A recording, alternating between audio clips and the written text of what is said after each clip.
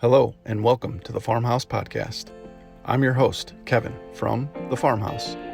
We're a small-scale farm operation in the outskirts of Brooklyn, Wisconsin, interested in veggies, flowers, livestock, and honestly, whatever it is our family ventures into next. It's a learn from experiences kind of journey that we're on, and one that many other similar farm operations are on too. This podcast will bring you closer to South Central Wisconsin's small-scale farmers, as well as share some valuable stuff happening right here in our area. Let's talk a little bit about your small-scale operation, what you're into, and how it works for you. Happy you're joining us for this episode of the Farmhouse Podcast. Just flames burning in your fireplace. I hear your voice, and it seems as if it was All right, what's up? Here we go. Episode 8 gives us a deeper dive into the agritourism industry on a small-scale farm, and I hope you're ready for the plunge. I was lucky to have a chance to sit down on a gorgeous spring afternoon with Penny and Phil Molina of Still Point Flower Farm. With the sun shining, the birds chirping, and their golden doodle Daisy napping next to us on the porch, I feel like we could have sat there visiting and looking out over their beautiful farm all day.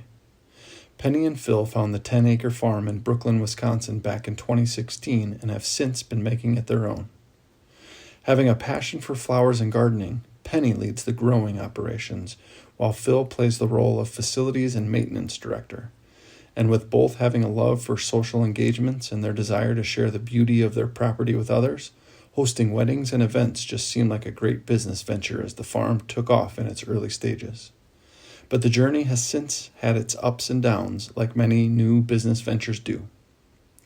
Still Point Flower Farm is very community-focused and leans heavily on local and regional groups that support flower farming and agritourism. The multiple mentions of other organizations and businesses that Penny makes in our conversation was a true nod to how lucky small-scale farmers are to have such supportive and encouraging groups available. A quick shout out to one of those groups that the Farmhouse is also part of is the Bountiful Brooklyn Alliance that the Brooklyn Area Chamber of Commerce, along with a grant from the Food, Faith, and Farming Network, have been incredibly supportive of to promote the success of small-scale food, flower, and fiber farmers in our local Brooklyn area. Penny and Phil both have marketing backgrounds, so the whole idea of owning and operating a flower farm, coupled with venturing into the agritourism industry, has been quite the ride for them both. It's obvious how passionate they are about helping others and sharing their farm when you hear about some of the challenges they've faced and are even still facing. I was honored to spend the afternoon talking with them, and I know you'll enjoy the stories and information Penny and Phil share. When you visit Still Point Flower Farm, you can feel the Zen vibes from the moment you pull up the driveway, and Penny's warmth with Phil's contagious laugh adds some beautiful energy to your visit as soon as they see you've arrived. Hope you enjoy episode 8 with Still Point Flower Farm.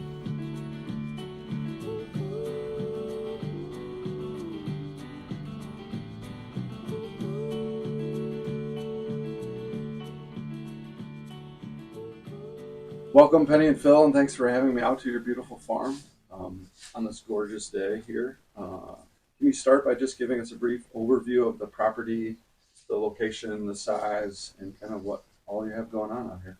Sure, Still Point Flower Farm. Thanks for coming out, Kevin. We're kind of excited to visit with you. We have right at 10 acres here, just a couple miles due west of the village of Brooklyn, in the town of Brooklyn, right off State Road 92. You can see our commercial greenhouse right from the highway. We grow lots of different flowers. Penny is kind of the flower expert. And we also host events, weddings and such on the property, which is a lot of fun. Actually, we just got started, kind of restarted, if you will, hosting events. So we're excited about that. This will be our first big summer for that. So flowers and events, I guess, is the core of it. And it's our 8th season. Yes, it's our 8th season. We love it. That's great. Can you just also share a little bit about your journeys and how you ended up kind of doing what you're doing out here? I guess I'll take that, which is flowers have always been a passion for me. I'm a master gardener, started out that way. And then we lived in Monona, and I was kind of gardening our house, the neighbor's house, the park, the empty lot across the way. I made a CSA out of it, and he finally said, okay, uncle. So I got permission to look for farmland, and We looked for 2 years, so we looked as far as Spring Green, and I drew a 45-minute radius around where I at the time had to drive in to go to work. right. So we looked and looked and looked and looked. The great news about this place is that it came on the market, and by the time we found it, it was sold. So, being the tenacity that I am, I told the realtor that she needed to put us on as the second in case the deal fell through. And she said, it won't fall through. They know each other. He's a landscaper in town. He's going to use the green. I said, okay, by law, you have to do that. And so she begrudgingly put us on as the second. And that was on a Thursday. And by the next Tuesday, she gave us a call and she said, there were 27 people that came through the open house, but because you're the second, I have to call you first. That's awesome. Uh-huh. And so we walked onto the property on Tuesday, went to the backyard, and she said, what do you think? And Phil looked at me and said, what do you think? And I said, I'm not leaving. So Still Point Farm luckily became ours that day. We signed all the paperwork, and Larry and Pam Johnson, Larry ran the farmer's market on the square forever, and he had transformed this property, so we're the third owner, and he had transformed this property into a flower farm. So it was like providence that we got it. The greenhouse was in full production.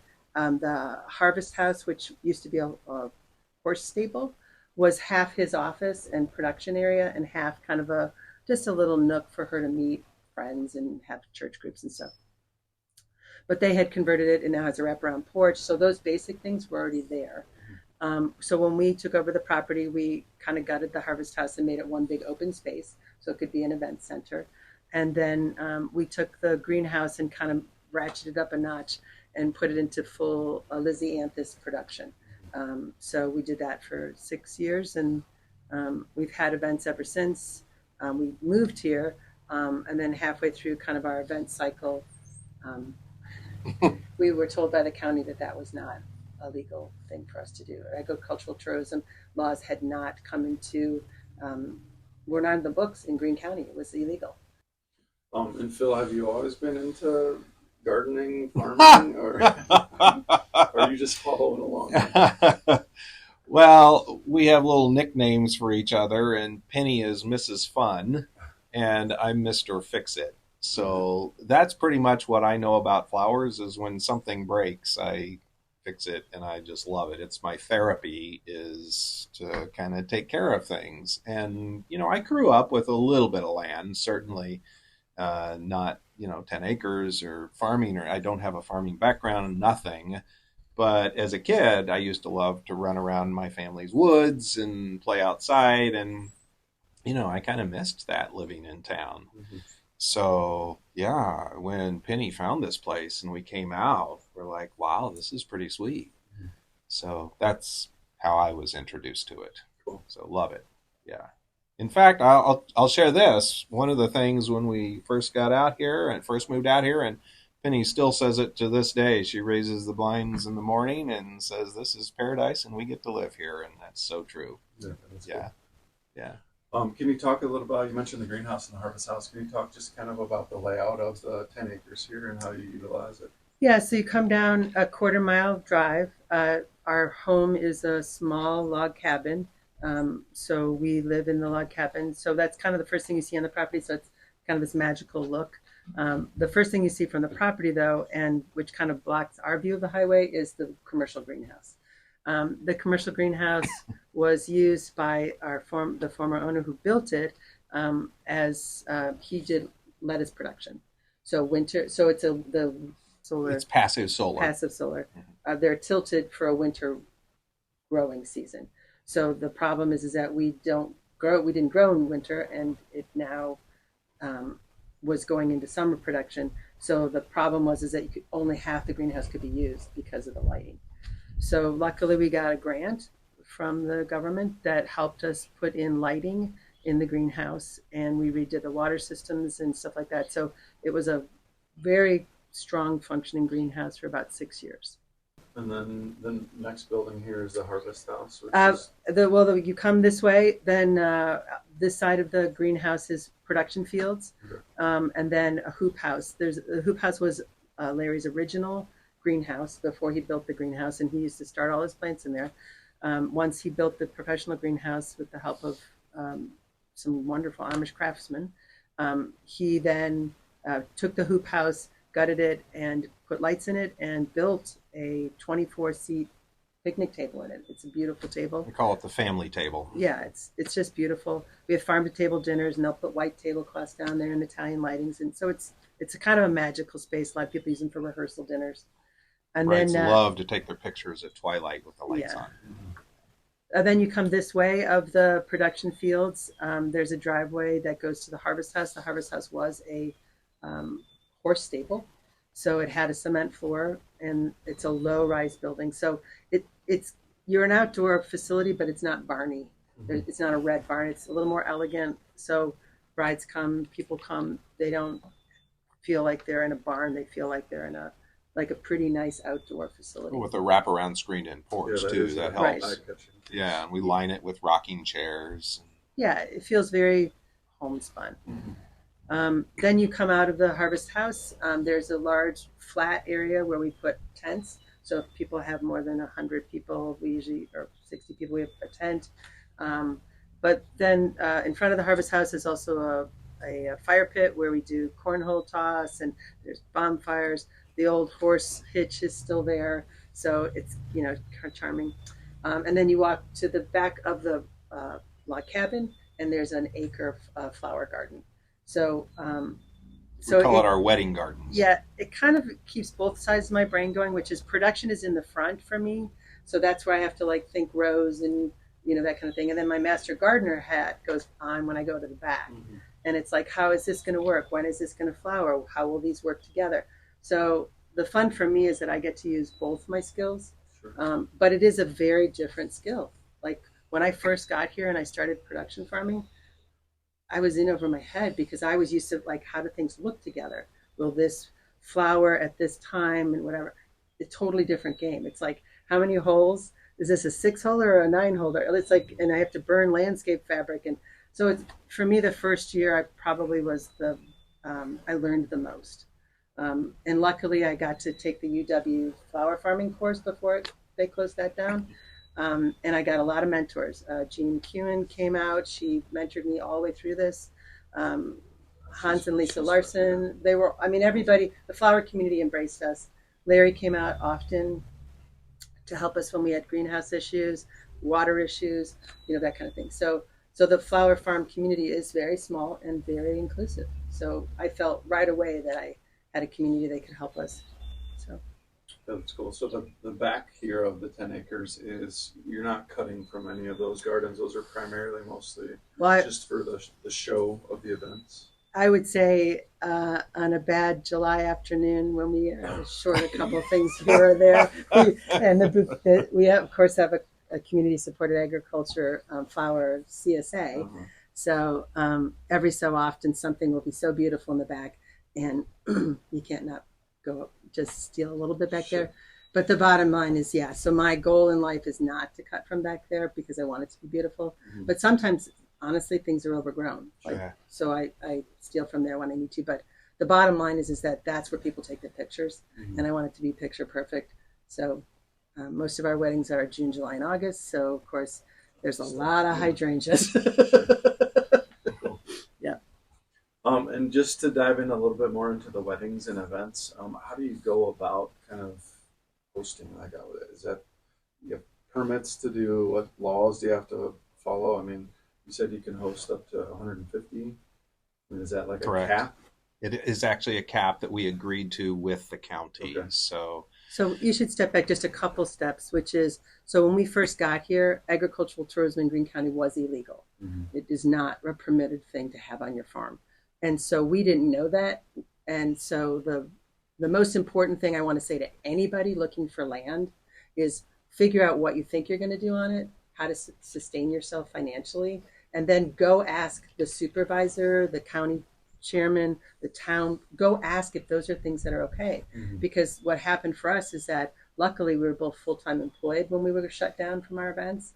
We could support ourselves. A young farm family that came on this property that were looking to do production and events, and half their income was shut down, they would not have been able to stay here. Sure. So luckily we were able to. We worked for 3 years with the Greene County Zoning Office and We're in Supervisors. Greene County here. We are in Greene County. Yeah. It's gotta be pretty close to the Dane County line, right? It is. Yeah. Like literally maybe a mile. Alpine right up there. Yeah, right where Bellbrook Berries is on the other side of them. Gotcha. Yeah. So they're actually in Dane. So that was also another frustrating thing, is that the laws that we were being restricted here for a mile away were illegal in Dane County. Sure.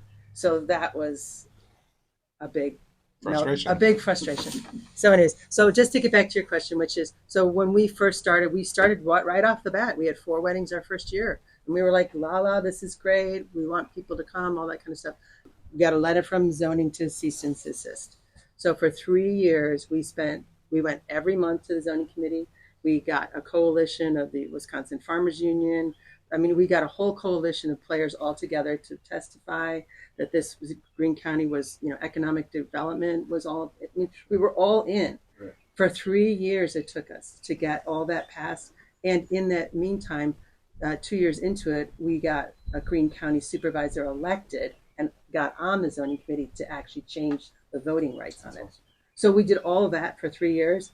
The day we got our conditional use permit, literally the day we got our conditional use permit, the state got into the game and wanted to shut down wedding barns. So the same day that they introduced the liquor bill, the same day we got our conditional use permit from the county, literally the same day. So that's when you go, wait a minute, our county, we just spent 3 years with our county, and they're telling us now we have a piece of paper that says you are literally able to do events on your property. Go. And then the same day the state says, not so fast. Yeah, can you talk a little bit about that state legislature of You want me to do that? Yeah. the liquor? Yeah. So there's 2 separate subjects here. First is the county to enable agricultural tourism types of activities on family farms like ours, right? That's with the county, and that's now resolved. Yay, Greene County. Yeah, so that's done. 3 pages of it. I mean, they really went out. Submit an application to get a license, and it'll do that. Yeah. Essentially, the Yeah. answer is yes, right? Yeah. So that's one subject. So that's done. And by the way, I might also, before I answer your question, I promise I'll get there. The other component was sanitation. Oh, Within that 3 years. The first 2 years was actually getting the agricultural tourism in the books, Events in the code. allowed. Right, exactly. The third year, come to find out, you couldn't execute agricultural tourism because the only sanitation option for a bathroom was a full-blown septic system, right? As in portable toilets were literally not allowed. It's just Right. mind-blowing. I'll never forget, we came out of the county supervisor office, and Dave Parr looked at us and said, well, congratulations, but all those things you just spent 2 years passing, you can't do one of them. And I was like, Dave, come on, What? buddy, like get a. And Yeah. he's like, no, because you can't have them because you have no sanitation. Right. So that was the third year, and so now they finally got that fixed. Yeah. So now portable toilets, and such are allowed. And in- everything takes a year. Anyway, so that was the 3 years. I had to throw in the sanitation piece in there, but that's now fixed too. So hats off to the Greene County Zoning Commission for addressing that. Yep. So now shifting gears, the other subject is the state, and that relates to alcohol. So it's a little complex, but in a nutshell, as of right now, this moment, there's an exemption period. So even though the alcohol legislation has been passed, it doesn't start they're calling it quote unquote wedding barns, which includes us. It doesn't become effective for us until January 1st of 2026. Okay. So as of this moment right now, the public, as in, not the public, a private event like a wedding's a private event. The public's not allowed. A private event where they do not sell alcohol can bring in their own alcohol. Right? So there's basically only 2 rules if you boil it down. It has to be private, and you can't sell it. I'm talking about the alcohol specifically, as of this moment. Beginning January 1st of 26, with this new legislation that is now law, that is no longer allowed. Family farms have been redefined when you rent out space, so when money is involved for renting space out, they're now redefined as a public place. And alcohol is not allowed in a public place without a liquor license or this new thing that they're calling a no-sale event venue permit, right? You have to get this from the state. So the problem with the new permit, the new no-sale event venue permit, is that there's no distilled spirits allowed. So they've essentially outlawed the Wisconsin's Old Fashioned, right? Can't have it at your wedding with this permit. And venues like us are allowed to have only a maximum of 6 events per year, 1 per month, right? So there's no way Anybody can stay in business Right. that way, Right. which is what their point is, which That's- is what they're trying to do. That was the objective, is Yeah. to get rid Shut down the of wedding barns. so now beginning January 1st of 26, even with this permit, that's the max allowed. So it's not really a viable option. So basically they've disallowed the ability for folks to bring in their own alcohol, which means the only other option is for the event to hold a liquor license, and the events have to purchase their alcohol from the venue through a liquor license. And that opens up a whole nother can of worms, because towns, municipalities like the town of Brooklyn don't have any liquor licenses To sell you. to sell you. Yeah. They don't exist. Right. Sure. So basically, the Alcohol Coalition has essentially, over the next few years, shut down wedding barns. It's crazy. Yeah, that's Well, what's happened. It's just And- it's a and money thing for them, Yeah. right? They just don't make as much money on the It's alcohol. well, there is an organization called the Tavern League, Yeah.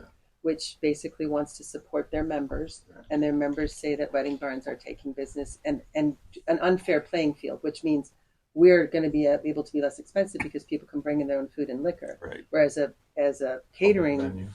they have to have a licensed bartender, they have to buy their liquor, so they have all those rules for, Well, the so- price of the liquor, right, right? the whole thing is Today, the bride and groom bring in their own alcohol from Woodman's or whomever, right? But if we have a liquor license and are required to sell it to them, there's a minimum price that we have to charge, right? Sure. By law, we must charge no less than this much, which is going to be dramatically more than Woodman's. Right. So this essentially raises the cost of weddings hosted. So I think that And we don't want to be in the liquor business. We don't want to be in the bar business. Right. Well, so the two things that come out of that, which is basically family farms lose Mhm. and consumers lose, Right. Yeah. The Because there bride and isn't an grooms. affordable, like literally most of the people, the brides and grooms we have here are teachers, nurses, farmers, Right. people that can't afford a glamorous, Or big- don't want to afford. Right. Downtown big city. right? They Yeah, can't. They can't afford it. Yeah. So, and they can bring their families here. They can, be in the farm, on the land. That's what they want. So it harms the family farms, Yep. and it harms consumers. Yep. Yeah, forcing us to get into the bar business and forcing us to sell liquor at a much higher price and drive up the cost of weddings. So there's an estimated 900 wedding barns in Wisconsin. Half of them won't be able to do this, Right. and the other half will be forced into the liquor business. Right. So they'll be bartenders. Well, if they can get a liquor license. If they can get one, and that's another thing. The upstroke, even for looking for a liquor license, you have to pay your municipality $2,500 to look for one, and then it's $10,000 or more, and they can charge whatever they want. Yeah, in the town of Brooklyn is $2,500. It depends on the Yeah, municipality. Right. But to Penny's point, by law, by state law, the minimum for A a liquor liquor license that you get from somewhere else is $10,000 minimum. Right. But for example, Brooklyn doesn't have one. If Oregon down the street has one, Oregon can charge Brooklyn whatever they want, and therefore Brooklyn charge us whatever they want. Right. So 10,000, it's way more than $10,000. Anyway, we're away from a farm, but the whole point is that we came on this property to support ourselves in retirement, and we budgeted a certain amount of events and a certain amount of flowers and a certain amount of this. And frankly, we both work full time. So the bottom line is that we can afford to be here. But if someone did this as a business model, it'd be a tough road. Yeah, it's very unfortunate. Yeah. because of the new laws. Well, that was a loaded question. Yeah, sorry. No. Sorry. That's but great. but You can tell we're a little passionate. Well, and the bottom line is if people Topic, too. only knew this, Right. like I have 2 farm interns this summer, and one of them is here to mentor to be a flower farmer, and then she's moving to California and buying land where her family is. Okay, go find your land, go find out your supervisor is, and go talk to them, because you can't have weddings and whatever in most counties. So you have to find that out. And that, she said, was the most valuable part of the mentorship, no matter what, because now she's forewarned. Sure. And that most people it's super valuable. Don't know. You don't even think. Before you purchase the land. Check with the municipalities Yeah. to confirm that you can do what you want to do. Right.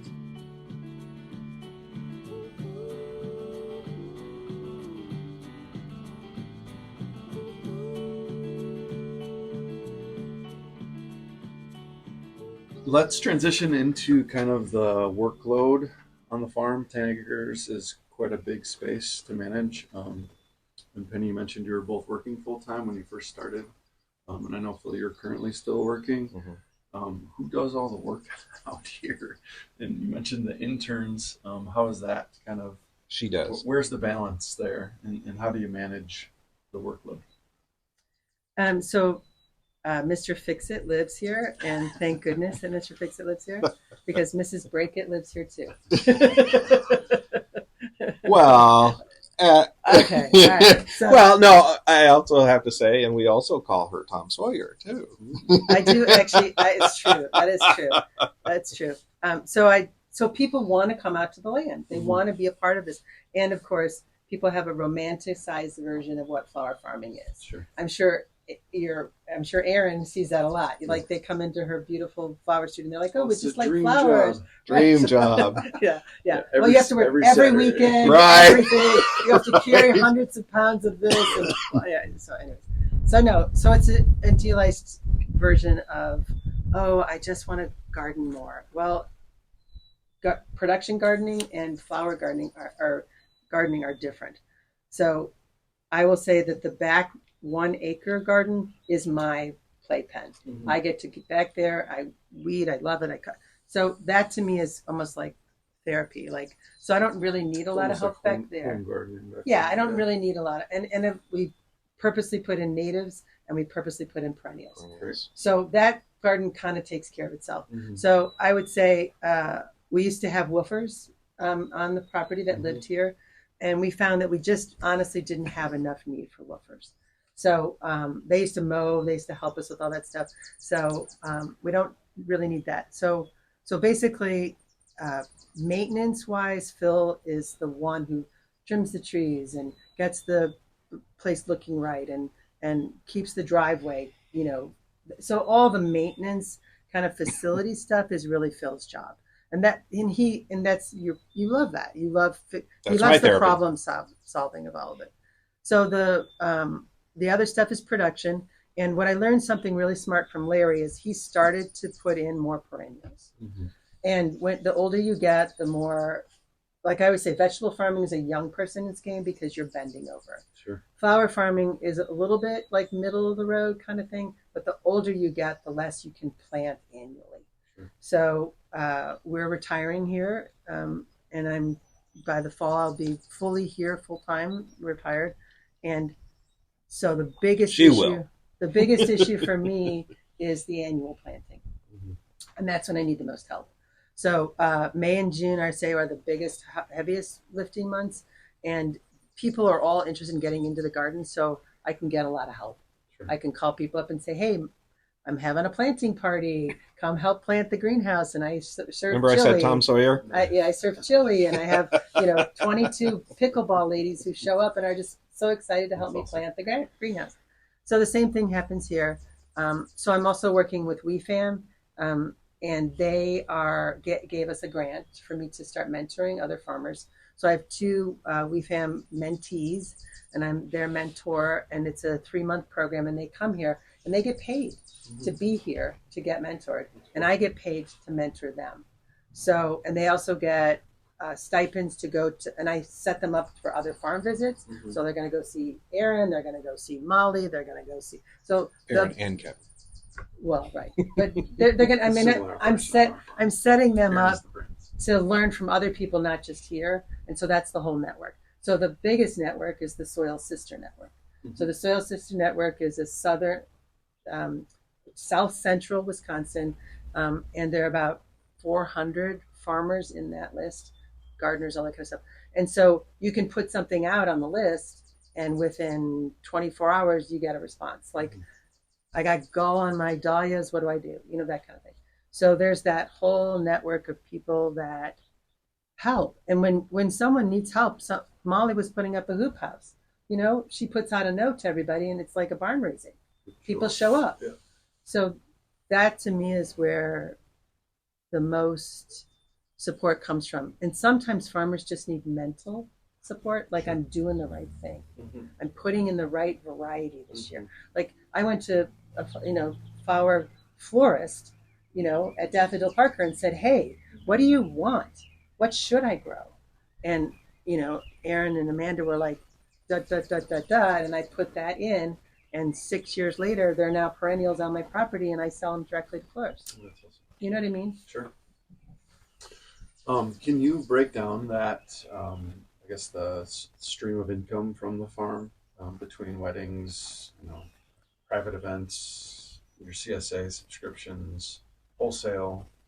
I mean, is it pretty even split, or is there a heavy lifter? That's a great question, and it's a tough question because remember the whole county cease and desist thing, right? It's just there's been zero consistency for us, Sure. so I can just take you kind of through time. Sure. From the very beginning, it started out as all flowers, right? And that started tiny, tiny, tiny, and then over the first few years, as Penny would learn. It evolved from there. And then I don't remember when we had our first wedding, but so that was a handful the second of years. season we were here. We Was had it our the first second? wedding. I Yep. thought it was a little after that, but Yeah, no. but you get the idea. So then that introduced weddings, Mhm. and then weddings kind of started overtaking a little bit, Was right? it because it was just enjoyable for you, or was it like lucrative? Like, why did we start weddings? Yeah, no, not necessarily why did you start, but after the first one was like, okay, this is actually Well, something that would work. I don't know if you've noticed Penny and I, but Wait, the feedback from the first bride, remember that? yeah, I Was do. that we Very- charged too little. Oh, wow. Oh, she told you guys are nuts. She was like, she sat us down after the wedding and Yeah. said, "You're charging too little. You do too much. You do," like she really Yeah. sat us down, and we were Yeah. like, "What? Oh." Well, we okay. asked her. We told her straight up, we've Yeah. never done this before. Right. Give us some feedback. Tell us what to do. And that's the first thing out of her mouth. Yeah. You're way too cheap. Yeah. But anyway, so yes, the money is of course Sure. important, right? I mean, that our goal is to help it to pay. Like she said, we want to retire. I mean, I eventually want to retire, but she very soon. But anyway, we the wedding started to kind of take. Oh, I'm sorry. You also asked why do we do it? Yes, the money is important, but I don't know if you figured out between the two of us. We like to be pretty social. I tease Penny about being Tom Sawyer, getting other people in to do all this work. Well, she's just social, and frankly, I kind of am too. We just love having people around. We have more fun at the weddings than the wedding guests do. Well, we always bought this property in mind that it would be more of a community space. We Yep. want to share it. Okay. Yep. We keep our Yes. price of our weddings is the least Affordable. expensive wedding you can find in all of our areas. Well, our goal, I just want to be Right. clear, our Yeah. goal is not to be the cheapest, but our goal is also not to be the most Well, expensive. we want Our it to be goal is to affordable. provide a great experience for our couples. And to Penny's point, we're also active in our church and so on and so forth. And we actually believe that this is kind of a ministry, if you will, to share nature. People are in big cities and they love to get away. We've had brides here from Chicago that they just want to escape the big city and come to the country. They've never. We had a couple one time that they just wanted to touch a cow. Yeah. You remember that? Did you Yeah. bring a cow on? Yeah. They wanted to Yeah. touch a cow. Yeah. It was a blast. So anyway, we do it for both. Sure. Our social needs, I guess. We love hosting. It's just in our blood. Well, but we also do, like this year we'll be hosting the Wisconsin Farmer Union's summer camp. Okay, so you're hosting Yeah. other type of We, events. Oh, yeah. and we Event have type business. We have midweek business. People use the Harvest House for slideshows. Yeah. stuff. Sure. So And the bike rides. right, we're hosting Bike the Barns this That's year. right. Like so, that We that love is that. what speaks to us. Yeah. And that's not a financial thing. Yeah. That's a community thing. Right. And frankly, we're both marketing professionals. So the more people on the property, the more possibility there's a wedding somewhere in that group. Circle. Yep. But we just love it. Yeah. It's just fun. I mean, if we didn't, we wouldn't do it. There's No. no way. So it's a win-win. So the flowers and the events just speaks to us personally as people. So anyway, did that answer your question? Yeah, I think so. Yeah. So I mean, it's a pretty even. There isn't really a heavy lift. Oh, I was talking about the trends. I'm Yeah. sorry. So Oh, sorry. weddings getting back to your question, weddings started to take over, and then we were shut down for 3 years, Yeah. as Penny walked us through. Right. So then it was all flowers, right? And there was one year in particular, you went just full guns on the flowers, and just, your question about how do you do all of this work, right? She just really worked herself way too hard, but worked out really well financially on the flower side, right? And then we got the permit, and we backed off on the flowers a bit because it was just too much. And then this is really our first full year of having events back this summer. And events will definitely overtake flowers at this point. That will be the primary source. We would anticipate going forward. Well, especially if we can get the laws changed. Well, from that right. once The a month. alcohol is still a wild card. Sure. We'll see So- 2026. We're Yeah. still working through all of that. So the goal, it sounds like, is kind of to find a balance between the two. Yes. I want flowers to continue to be a passion. Sure. So the year that we made tons and tons and tons of money on flowers, It's too much. It's too much. it wasn't a passion anymore. It was an obligation. And the same thing with the events. We want Yes. this place to pay for itself, Yes. right? With both flowers and events, Yeah. but we don't want to drive ourselves to the grave. So at the beginning of each season, I block out the weekends that we're going to have family here, that we're going to go to Irish Fest, that we're going to go Exactly. to eat from, Those like, are no event weekend. and Yeah. they are blacked out on the calendar. Yeah. So even if a bride comes up and dangles in front of his nose, the financial person on this team, a wedding, I'm like, nope, sorry, we're booked in Ephraim. You're going to lose your deposit if we don't go. But I mean- that's a really important point there, Yeah, because we have to manage the farm. We can't have the farm manage us. Correct. See Right. what I'm saying? Well said. Absolutely. And the other thing about the WeFam grant, which is really important, is that they actually give us money. They give us a grant to have a farm sitter because they value the mental health of that. So literally, when we're in Ephraim and our mentors and our farm sitters are all here, they're going to get paid from a grant because they see the value in me coming back fresh. And I'll be like, oh, wait, mentors, I forgot to tell you this. And let's sit down and do that plan. And versus being totally burnt out by July. Well, that's awesome that they value that. Yeah. Just as you mentioned the planning, I'm just curious to hear your thoughts on planning out blooms and harvests, succession planting, if you do any of that. And I did notice kind of your CSAs target those kind of focal flowers for specific months, like peonies in June. Yeah. And kind of how they produce, different flowers produce later in the season. How do you sit down and plan all of that?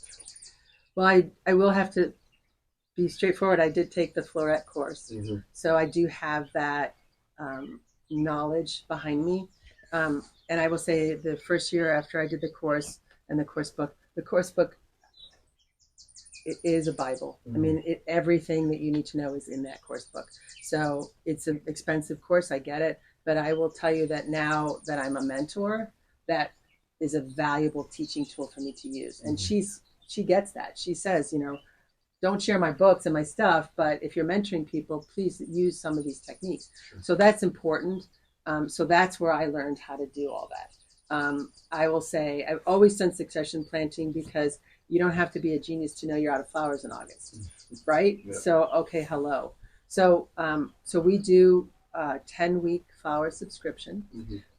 Prior to that, our sales are pretty much direct to wholesale florists. And that's mostly peonies, hydrangeas, the stuff they're looking for. Sure. So in my mind, I have two customers, the wholesale florists and the consumers, my CSAs. So we do 38 we did 38 CSAs last season, and we delivered them to Pasture and Plenty in Madison, Mm-hmm. and we went through them. So they actually sold our CSA. Oh, cool. So that was a great model. I'm now retiring and I'm older, and carrying 16 mason jars in a thing full of water is, for someone who has arthritis, is not sustainable. So so I started a group called Flower Girls United. There's 6 of us that are gals that all help each other. We're all small scale farmers, and we share business with each other all the time. So if someone calls me from Daffodil Parker and says, I need 400 Cosmos white, I'm like, we're on it. And then we text around each other and say, okay, I have 100, you have 50. So that's how that works. So you don't have to have the burden knowing that if you want to supply your people like a Daffodil Parker with great flowers, you have a backup. You have a backup, and you don't have to disappoint them. So the pressure is a little bit off, because I have a wedding in September and she specifically wants burgundy, whatever. So at our production meeting in February, all the gals got together and I said, all right, everyone's growing burgundy, because I'm not sure my timing on my burgundy dahlias will be exactly right. And that's the biggest part of weddings, taking on a wedding without a florist involved, is that you're responsible for those flowers that don't come up. So what do you do? So that's when I plan succession, even for weddings. So I plan a 4 week. So I plant for 4 weeks, and then 4 weeks later I plant a second of everything. So that's my succession, and that gets me through my 10-week subscription. So subscription's fine. The weddings are the tricky part, because okay, September 9th, I need 400 burgundy dahlias. Yeah. Hello? So again, succession planting, that's the key, and also having backup. Yeah. So one year we had a wedding, and they specifically had a very specific Lizzie that they wanted, Lizzie they wanted. I remember and those. And it was Monday before their wedding, and they were budded, but they hadn't bloomed.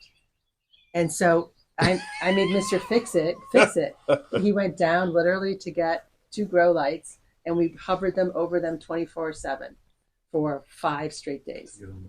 And they popped. And they got the cheerleading pom-poms out and said, go, you can do it. When the mother of the bride came here on Thursday afternoon to pick them up to take them to the Minnesota wedding, they were in full bloom. So, but that's, at a small scale farm, sometimes you can't really plan that. Sure. So you have to have your backup. So to me, that took the pressure off, because we used to grow 6,000 Lizzies and we get 2 cuts on them. Mm-hmm. So I was always kind of, like Amanda said, my cycle was always right. Mm-hmm. You know, like I always had enough coming and going in the Lizzies.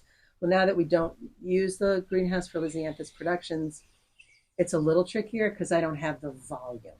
Right.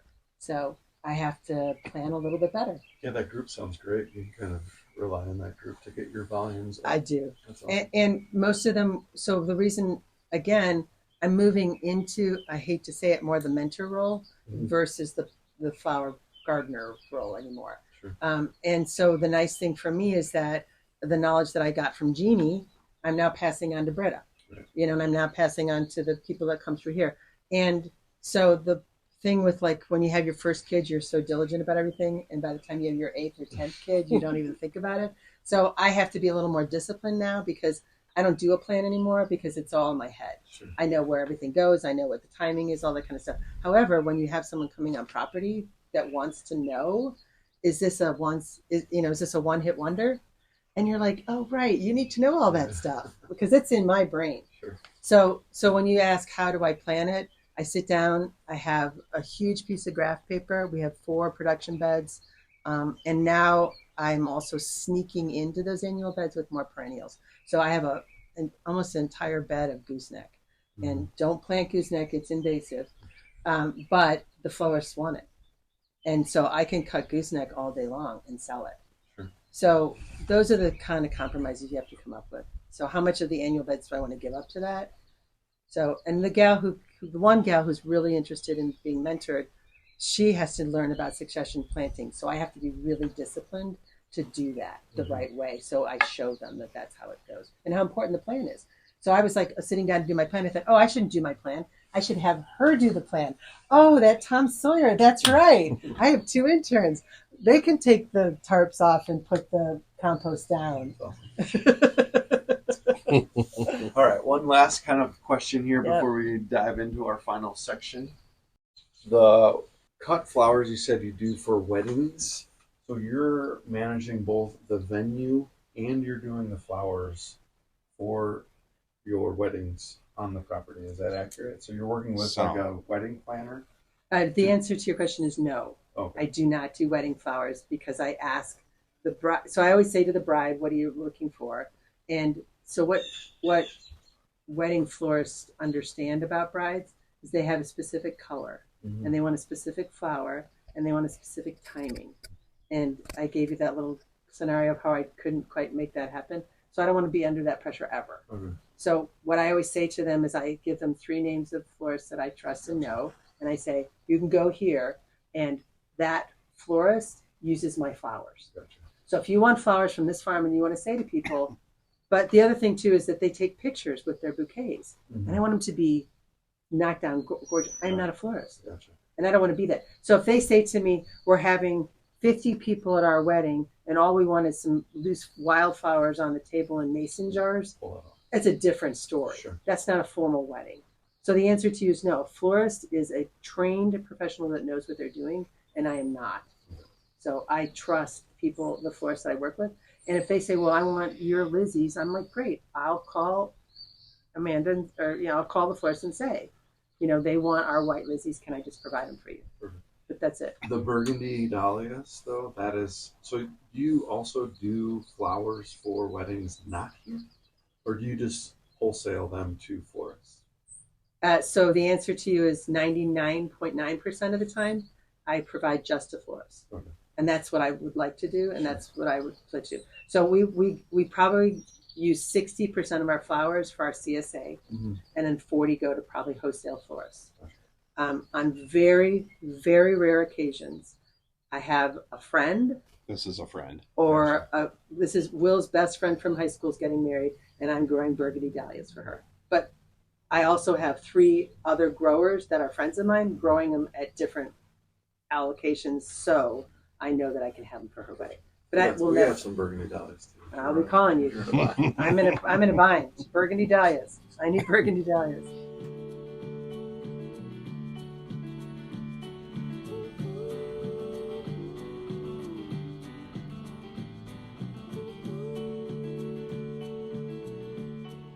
We're going to jump into the final section of the podcast, which I have called the rapid fire questions. These can be short single answer responses, or you can give a couple word responses, but nothing longer than 26 words. So.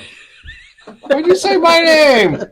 All right, so number I one didn't rapid even do fire any question. talking this time. Your favorite flower on the farm? Daisies. Hydrangea. Awesome. Number 2. Your tried and true tool or piece of equipment that you definitely depend on and could not live without. My mower. What kind of mower is it? It's a 0-turn Ferris. 61-inch wide? Zips around. I love it. Yeah. It's like a 35 horse, I think. It's a big one. Ready? I forget what they're called, but they're the big knives with the serrated edges. The Harachi knife. Yeah, like the Japanese. I have that with me 24/7. For weeding, for cutting, for both? You can do everything with it. Awesome. Yep. All right, number 3. Biggest challenges, and you can kind of break this into 2 categories, with the flowers category and maybe also weddings, events. I'd say flower growing would be just kind of bugs, disease, No, we don't really have it. I would say the biggest issue is getting seedlings started, getting them hot enough, warm enough. We only have so much capacity for that. So we actually use our lower end of our basement, and we put a heater down there for 80 degrees. So we do trays. Seedling trays is the hardest thing for me, to get those going at the time I need them to go. You use cell trays or you use soil blocks? Cell trays. Cool. Go-to source for learning how to do things. The Farmhouse Podcast, of course. Right. Good answer. That was not probably. I'm going to say YouTube. Yeah. I'm a YouTube junkie. And I have to say fluoride. Fluoride's a big influence. Yeah. All right. Number 5 is something you kind of want to try or add to the farm that you're not ready to quite commit to yet? Is there anything that's For me, it's microgreens. I'd like to see if I can do some winter production on that. Since it's tilted for lettuce, microgreens probably work back there. And then hanging baskets for Mother's Day. There's a big market for that, and we have a greenhouse that probably would be able to do it. So I'm just not quite. I haven't talked to Mr. Fix-It about it yet, so he has to fix stuff in the greenhouse to make that possible. Yeah, I guess I would say event equipment stuff. We just every year we do something. So, rather than having to rent it. So that's just built into your event hosting costs? You rent the tent, rent the chairs, rent all of that type of stuff, or is that part of what they're supposed to bring in? Yeah, it's kind of a hybrid, actually. We have kind of a base price, and then once you get above some threshold, 50 plus or whatever, then we require a tent. And so that, of course, is rented. Sure. Right? So that gets added in. But we take care of all of that. We have a relationship. And so we just bake it all in so they see kind of one price. But eventually we hope to have like chairs and tables, and I mean, we hope to have some of that equipment here, so we don't have to do that. Sure. Number 6, the weirdest or quirkiest request from an event or wedding. Oh, I got one. You go first. I know it's the same one. You go first. Is it the disco? No, that's an awesome one. Okay, I didn't. Yeah, you go first. Okay, so we have.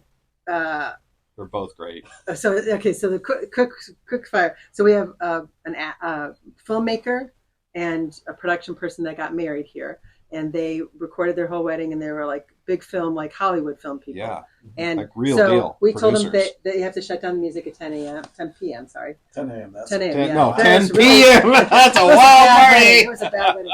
So at 10 p.m. But they could use the Harvest House because it doesn't echo in our valley. So we want to be conscious of our neighbors. So they took over the Harvest House, and you remember these are film production people. Like they're like the people that do the every little nook and cranny on a film Very set. precise. Very precise. So we walked into the Harvest House, and they had turned it into a 70s disco with disco balls, lights. Every piece of furniture in the Harvest House was removed. Was gone. Like all the shelving, all the knickknacks, everything. Was gone. Everything. And I looked at Phil, and I was like, they're never going to be able to put this back. Okay, so we were terrified, so mortified. The next day we come back, and they've cleaned up everything, right? Everything is not only put back exactly where it had been, it was improved. Like they redecorated a little bit. Like these flowers actually would look nicer here. And I was like, how did they do that? How did they do that? So the production person who's on a film set, they take a picture of everything that they moved. Before. So he had an entire phone. He showed me on his phone. Of all the, like where everything went. So when they went to put the bookshelves back, they're like, oh, that went there, this went here. And everything in the exact because order. That's the quirkiest thing that's like ever they were never happened here. That's cool. Yeah. It was unbelievable. Yeah. And we had we love these people. a Lord of the Rings wedding. Yeah. And everything was moss covered. Yeah, that was tight. You got 2. Sorry. Okay, sorry. I get 1. Okay, good. Mine is we had a wedding, and at the time we had chickens. We had free range chickens, right? And oh God, this is hysterical. And they were bound and determined to have the chickens in the wedding walking down the aisle. Bound and determined. And Penny and I are like, you've got to be kidding. But it didn't stop there. Yeah. They had a tutu that they wanted to put on the chicken. And we are like, you've got to be kidding. And I'm not kidding. So we knew about this. And we told them it's not going to work. They're not going to do it. But, if you really want to try, be our guest. She sewed them. She showed up with a tutu that they custom sewed for this so they would match chicken. The bride's. The bride. Wow. Yeah. So showed up, and Penny and I are like, okay, whatever. So we get the most docile chicken we have, that love to be held and pet and whatever. So we picked up, we even named this chicken. I can't remember the name of the chicken now. But anyway, we went and got, what's her name? Picked up the chicken, and Penny held the chicken, and I kind of, the lady put this thing on. We kept telling her, it's, just be prepared. So she actually got the tutu on the chicken while Penny's holding the chicken, and the chicken's like looking at. Wedding day. This is the wedding day. Yeah, wedding day. The guests are down there seated, and anyway, and Penny's holding the chicken, looking at me. I'm watching the lady, and the chicken's looking at me like, "What is going on here?" And she gets it on, and so Penny puts the chicken down, and a half a second later, the wings go flapping, and the tutu goes flying off, and that was the end of the that. chicken went the other way. The chicken went the opposite direction, and that was the end of that. That was pretty funny. So we're like, oh well, and then off they went with the wedding. Is that hysterical? Yeah. Oh boy! People that don't have farm sense ability, like if you don't have any more tulips left, they'll be like, "Will you have some next week?" Yeah. You're like, no, but next season we might have more tulips. Like they don't doesn't compute because Yeah. Whole Foods is going to have them next week. Right. Yeah. Why don't you? Right. They don't have that sense. Yeah. So same thing So with that's farm chickens. we love having them here, and we all had a big laugh over Yeah, it, you know. But anyway, That's wild awesome. stuff. Yeah. Great. Well, that's all I've got for the rapid fire section. Thanks so much for having me out today. Your time and your willingness to kind of share your story and be on the podcast. Any final thoughts or parting words to share out as we close? Oh, that was a blast. Thanks for talking to us. I think it's really important what you're doing, sharing farmers' stories for farmers, because I know I kid around that I'm a big fan, but honestly, listening to the other farmers in my areas, like kind of, I don't want to say struggles because that's not the right word, but journeys is really important to hear. Mhm. And so thank you for doing what you're doing, and thank you for including us in that. Sure. Thanks for having me out. Our pleasure.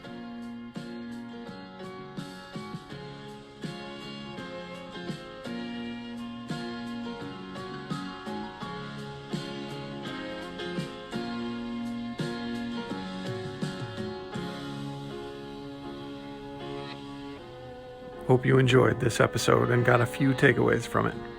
Let us know if there's a small-scale farm operation you know of that could be a good fit for our podcast. Thanks for being part of our journey. Till next time, peace out.